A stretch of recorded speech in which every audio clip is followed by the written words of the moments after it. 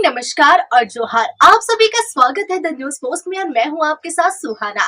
खबरों में आगे बढ़ेंगे। आज के झारखंड की तमाम 24 बड़ी खबरें और महत्वपूर्ण खबरों से रूबरू कराएंगे, लेकिन इससे पहले अगर आपने नहीं किया है द न्यूज पोस्ट को सब्सक्राइब, तो सबसे पहले आप हमारे चैनल को सब्सक्राइब करें, बेल आइकन पर क्लिक करना ना भूलें, क्योंकि इससे आपको राज्य भर की तमाम अपडेट मिलती रहेगी। तो चलिए शुरू करते हैं आज की महत्वपूर्ण खबरों से। झारखंड में इस समय मौसम में उतार चढ़ाव देखने को मिल रहा है। आज राज्य के अधिकांश जिलों का तापमान सामान्य से अधिक रहने की संभावना है।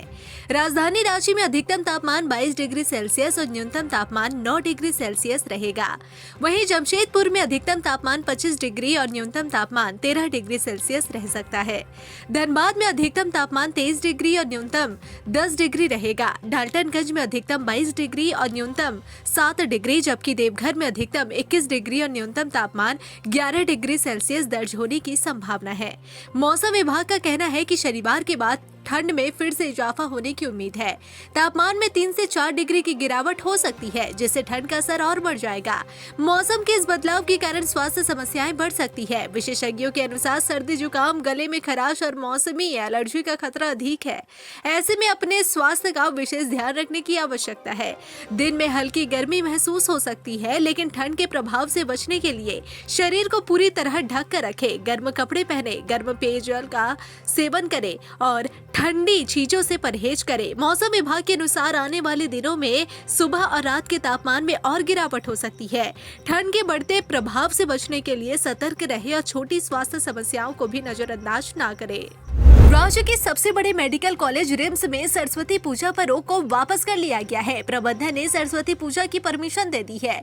रिम्स प्रबंधन द्वारा सरस्वती पूजा पर रोक के लिए जारी आदेश को अब वापस ले लिया गया है। दरअसल शनिवार को रिम्स प्रबंधन की ओर से एक आदेश जारी किया गया था। आदेश में कहा गया था कि सुरक्षा कारणों की वजह से इस बार रिम्स परिसर में सरस्वती पूजा के आयोजन पर रोक लगाई जाती है। ऐसे में पूजा के नाम पर जो चंदा लिया गया है उसे तत्काल वापस कर दिया जाए। वहीं प्रबंधन के इस फैसले से छात्रों में रोष देखा था। उनका कहना था कि पूजा की सारी तैयारियां लगभग पूरी कर ली गई है। स्थल चयन से लेकर पंडाल के निर्माण तक का काम करीब आधे से अधिक का पूरा हो गया है। कई जगहों पर एडवांस के तौर पर पैसे भी दिए जा चुके हैं। ऐसे में पूजा के आयोजन पर रोक लगाना सरासर गलत होगा। आपको बता दें कि पूजा पर रोक के पीछे हाल ही में हुई मारपीट की घटना को हवाला दिया गया है। हजारीबाग जिले में एक आंगनबाड़ी केंद्र की एक सेविका बच्चों को केंद्र में बंद कर अपने घर चली गई। बच्चों को केंद्र में बंद करने की वजह बस इतनी सी थी कि बच्चे शोरगुल कर उसे तंग कर रहे थे। ऐसे में सेविका के जाने के बाद जब बच्चे रोने चिल्लाने लगे तो आसपास के लोग पहुंचे। लोगों ने इस बात की जानकारी मुखिया को दी, जिसके बाद मुखिया ने मामले की जानकारी वरीय अधिकारियों को दी और फिर ताला तोड़कर सभी बच्चों को बाहर निकाला गया। इस घटना से बच्चे सहम गए हैं। मामला इचाक प्रखंड के जमुआरी गाँव का है। आंगनबाड़ी सेविका के इस हरकत से लोगों में काफी नाराजगी है। ग्रामीणों ने जब बच्चों को केंद्र के अंदर रोते बिलखते देखा तो उनके गुस्से का ठिकाना नहीं रहा। ग्रामीणों का कहना है कि यह पहली बार नहीं है जब सेविका ने ऐसी लापरवाही की है। उन्होंने आरोप लगाया कि सेविका ग्रामीणों की शिकायतों को गंभीरता से कभी नहीं लेती। धनबाद में कम से कम 1000 से अधिक लोगों के खाते फ्रीज कर दिए गए हैं। खाता डिफ्रीज कराने के लिए पीड़ित साइबर थाने का चक्कर लगा रहे हैं, लेकिन स्थानीय पुलिस भी उन्हें मदद नहीं दे पा रही है। दूसरे प्रदेशों में हुई साइबर ठगी के मामले में उनके खाते फ्रीज किए गए हैं। किसी मामले के आरोपी ने एक खाते में रुपए भेजा, फिर उसे खाते से दूसरे और तीसरे खाते में रुपए गए, आगे भी ट्रांजैक्शन होते गए। जांच के क्रम में ऐसे सभी लोगों के खाते को फ्रीज कर दिया जाता है। संभव है कि 1-2 लेयर के खातेदार ठगी से जुड़े हो, लेकिन आगे के लोग बेकसूर होने के बावजूद खामियाजा भुगतते हैं। पुलिस की ताबड़तोड़ अरेस्टिंग के बावजूद धनबाद में साइबर अपराधियों की गतिविधियां कम नहीं हो रही है। अब तो साइबर अपराधी पुलिस वाले तक को कहते हैं कि जब वह जामताड़ा से बोल रहा है, जो जी में आए कर लो। दरअसल धनबाद के सराय ढेला थाना क्षेत्र के रहने वाले एक व्यक्ति से 1 लाख की साइबर ठगी की गई। जानकारी होने पर वह व्यक्ति तुरंत थाना पहुंचा।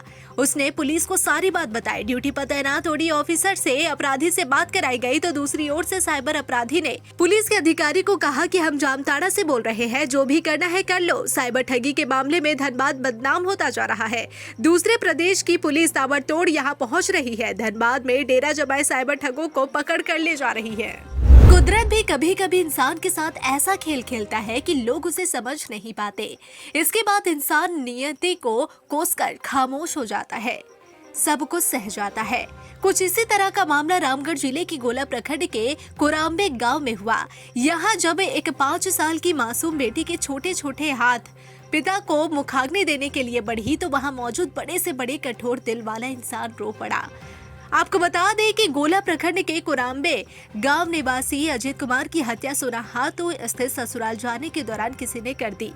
पोस्टमार्टम के बाद अजीत कुमार का शव परिजनों को सौंप दिया गया। अजीत की शादी करीब 6-7 महीने पहले ही सोनाहातू में हुई थी। अजीत की शादी करीब 6-7 साल पहले सोनाहातू में हुई थी। उनकी एक 5 साल की बेटी है। बेटा नहीं होने के कारण लोगों ने यह फैसला लिया कि पिता को मुखाग्नि देने का अधिकार उनके संतान को ही होता है, इसलिए अजीत की बेटी ही पिता को मुखाग्नि देगी। शमशान घाट में चीता पर लेटे पिता को जब 5 साल की डॉली के हाथ मुखाग्नि देने के लिए बढ़े तो वहां मौजूद लोगों का कलेजा फट गया। सभी यही कह रहे थे कि काश ऐसा दिन किसी को भी ना दिखाना। इस दौरान मृतक का भतीजा मनीष कुमार 7 वर्ष भी शामिल था। यह दृश्य देखकर हर किसी की आंखें नम हो गई। यह मामला पूरे क्षेत्र में चर्चा का विषय बना हुआ है। इस दौरान समाज के लोगों ने इसकी सराहना करते हुए कहा कि पुत्र ही सब कुछ नहीं होता। वर्तमान समय में बेटे से बढ़कर बेटियां ही अपना फर्ज निभाती है। केंद्र सरकार ने पद्म पुरस्कारों की घोषणा कर दी है, जिसमें बिहार की स्वर्गीय शारदा सिन्हा का नाम है, जहां पद्म विभूषण के लिए घोषित किया गया है। वहीं पूर्व उप मुख्यमंत्री सुशील मोदी को मरणोपरांत पद्म भूषण दिया गया है। इसके अलावा पद्मश्री पुरस्कार बिहार की 5 शख्सियत को दिया गया है। भारतीय पुलिस सेवा के पूर्व अधिकारी स्वर्गीय आचार्य किशोर कुणाल को भी मरणोपरांत पद्मश्री पुरस्कार दिया गया है।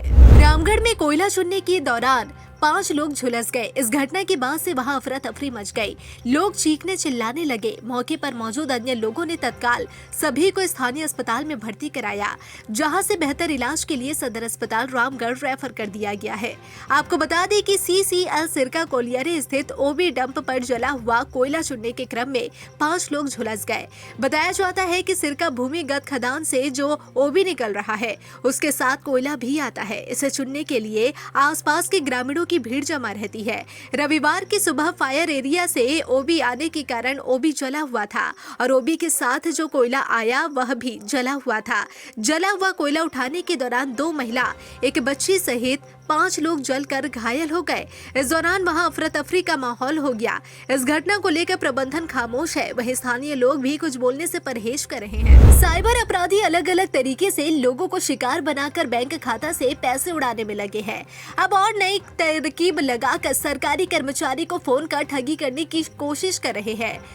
रांची उपायुक्त और वरीय पुलिस अधिकारियों के नाम से फोन कर बैंक खाता और अन्य जानकारी मांग रहे हैं। इसकी जानकारी मिलने के बाद डीसी ने ऐसे फ्रॉड से बचने की अपील की है।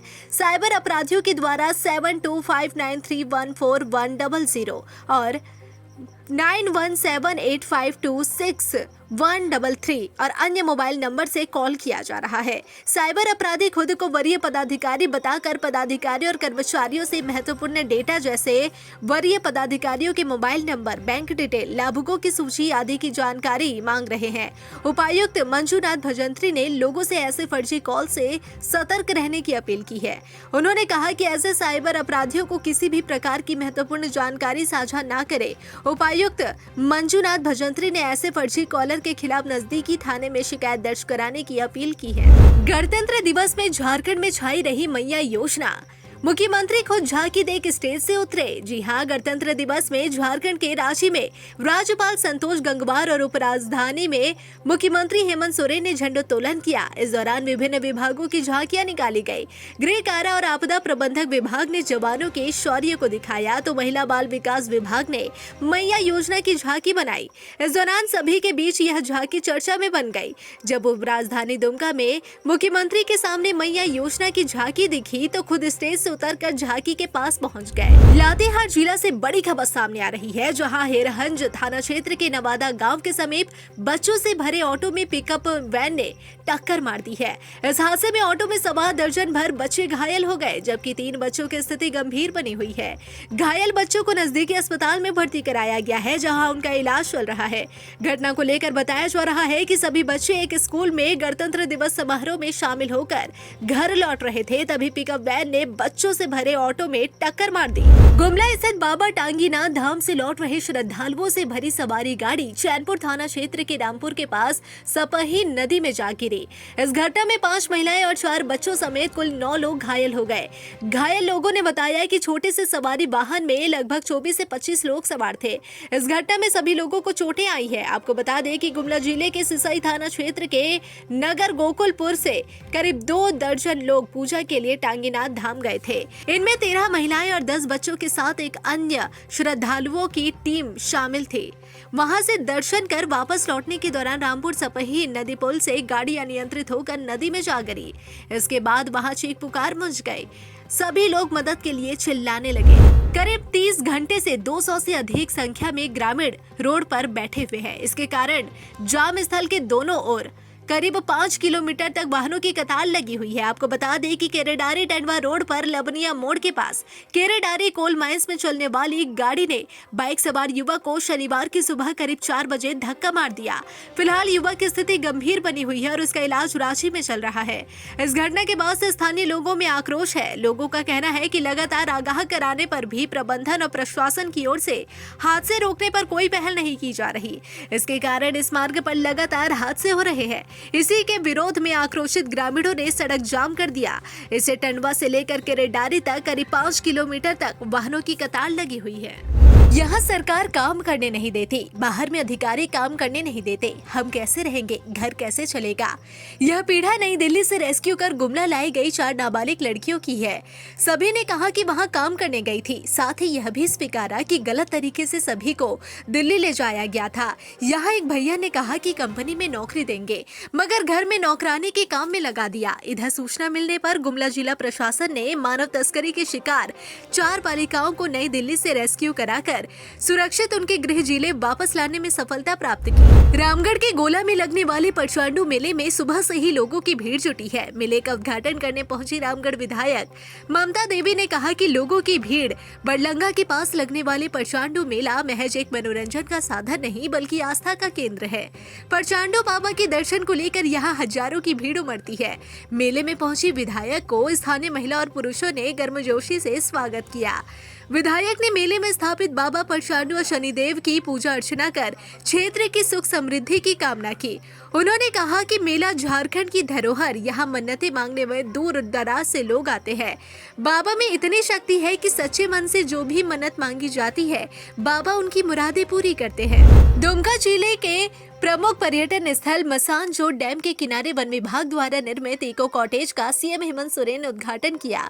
इंडोनेशियन पाइन की लकड़ी से कॉटेज का निर्माण किया गया है। 14 इको कॉटेज की लागत लगभग 7 करोड़ रुपए बताई जा रही है। वातानुकूलित इस कॉटेज में ठहरने वाले पर्यटकों के लिए कैफेटेरिया की भी व्यवस्था की गई है।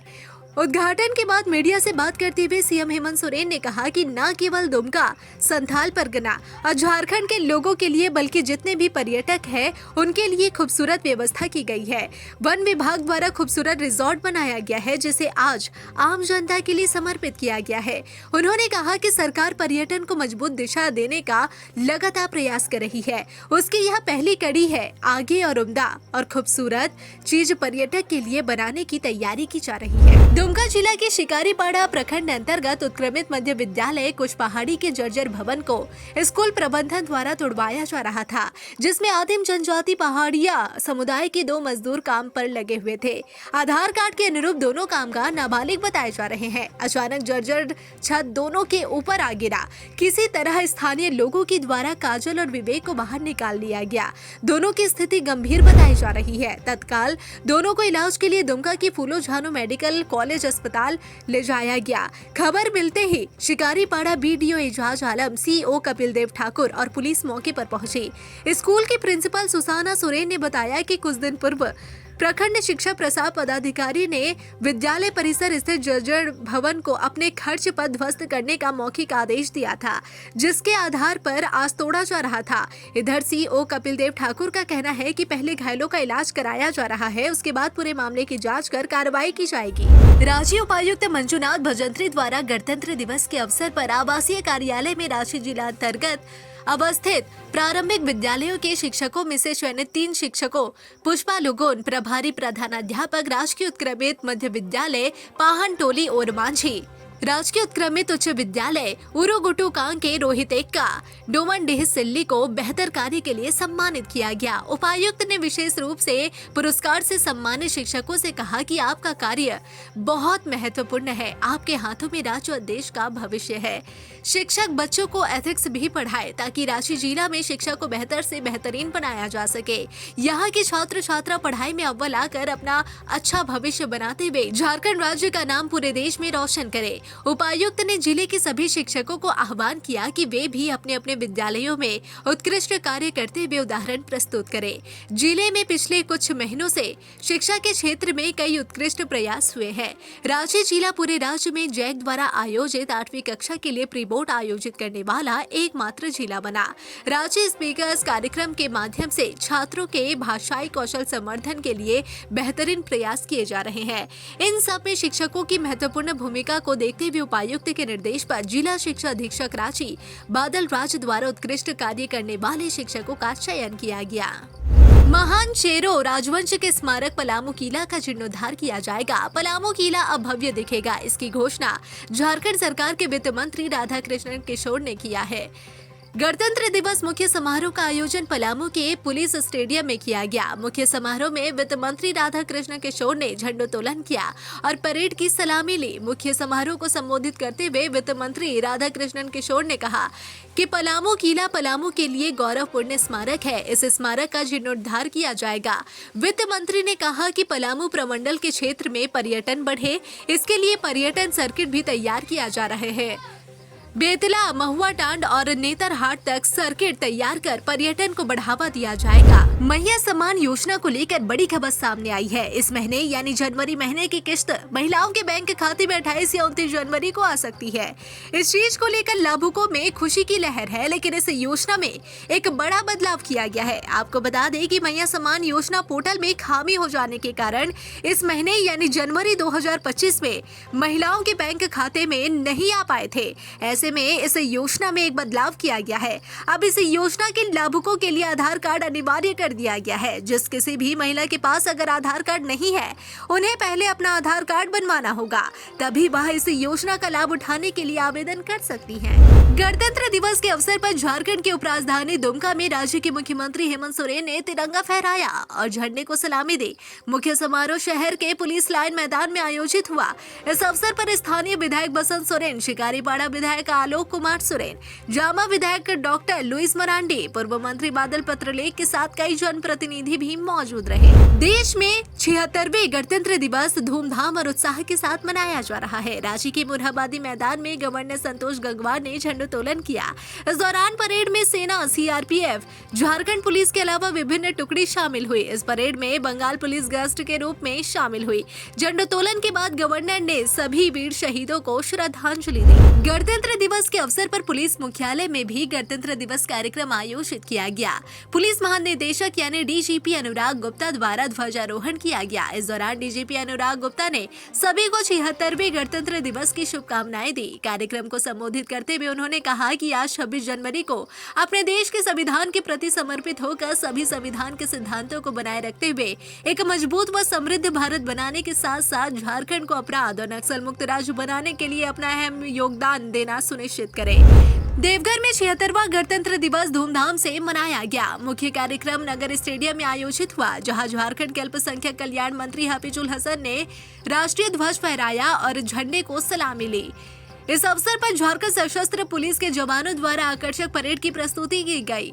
कई स्कूली छात्र छात्राओं द्वारा भी आकर्षक परेड का प्रदर्शन किया गया। राष्ट्रीय ध्वज के सम्मान में स्कूली बच्चों द्वारा रंगारंग कार्यक्रम की प्रस्तुति की गई। कई मनोहर झांकियां निकाली गई, जिसमें खासकर राज्य में चलाई जा रही विकास योजनाओं को बखूबी दर्शाने का प्रयास किया गया था। पुलिस को शक है कि शनिवार की देर शाम प्रेम प्रसंग में ही महिला की घर में घुसकर हत्या हुई है। पुलिस को यह भी सूचना मिली है कि शनिवार की शाम महिला गोला के चोपादारू में आयोजित मेले में अपने प्रेमी से मिली थी। वहीं पर दोनों में किसी बात को लेकर बकझक हुई थी। इसके बाद कुछ बदमाशों के साथ मिलकर इस घटना को अंजाम दिया गया। आपको बता दें कि चक्रवालीपुर गांव निवासी कलिंदर मुंडा अपनी पत्नी मंजू देवी और बच्चों के साथ चोपादारू में आयोजित मेला देखने गए थे। मेला देखने के लिए कलिंदर की 2 बहन भी उसके घर आई हुई थी।